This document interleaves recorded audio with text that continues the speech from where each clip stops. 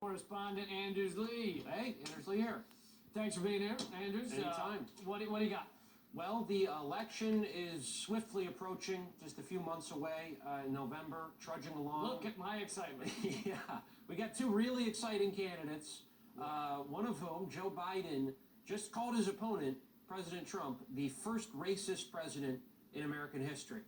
Which was a shock to me. I don't know if you knew this, but he's the first one to drop bombs on people who aren't white, or to send Native Americans on a trail of tears. It was all Trump. Yeah. Right. I was trying to scratch my head and think of, like, honestly, the first not racist president, and I think it arguably Barack Obama, although some military-age males in some parts of the world would disagree. From the advent, he continued our white supremacy wars. So there is that.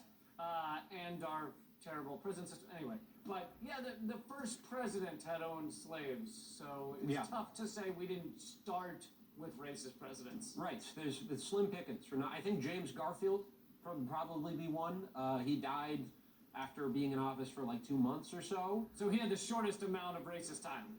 Yeah, well, the shortest amount was William Henry Harrison, who was definitely racist. But Garfield was pretty cool. He was shot on a Monday, by the way. Woodrow Wilson was inducted into the Klan in a White House ceremony. So, showed Birth of the Nation at the White House. Is this maybe Biden's memories going? It only goes back a few minutes? He was around for all this stuff, so you'd think he would know about it. But Simone Sanders, his comms director, clarified that, he meant, like, in the modern era, no racists have been elected, which, again, totally ahistorical. Ronald Reagan, the thrust of his campaign was dog whistling about welfare queens. He began his 1980 campaign in Philadelphia, Mississippi, where civil rights activists had been murdered by a white mob. I think we're calling the modern era the last year or so, which means I have not my parents' pants in the modern era. That's exciting. True, yeah. I mean, there has only been one president in the modern era in that case, unless you count Mike Pence, possibly. But yeah, so the election is trudging along. One of the contenders for vice president is Kamala Harris, who's thought of, sort of balancing. Because she created so much energy and love during her run for the presidency. I can understand why. Yeah. I mean, she had 3 people at her fucking right. speeches. All these supposed progressives who love Kamala Harris would be thrilled. She's supposed to balance the ticket. She's thought of as sort of, a overture towards the progressive wing of the party, but she voted against the Sanders amendment for the defense bill that would have cut Pentagon spending by 10%. Of course she did. She's a right-wing Republican. Right. Yeah. I mean, somebody who was like, I'm on board with single payer until it looks like it can actually pass, then not so much.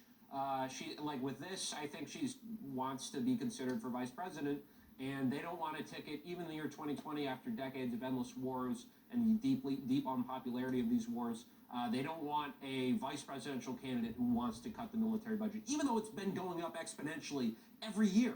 That's all Bernie wants to do is bring it down to like a couple of years ago. It was like 10. The cut was only 10%, right? 10%, and he wanted to reinvest that in healthcare. Our military, we spend more on our military than 144 countries combined. We do, and a lot of that money. I think we're going to be all right if the war comes. We're going to be more than all right, and a lot of that money is going to companies that we have contracts with. That a recent report showed that these companies have been cited many times for health violations, safety violations, fair labor standard problems, and 1 out of every 10 Pentagon dollars is going to these companies that have all these unfair labor practices, and we're just subsidizing them.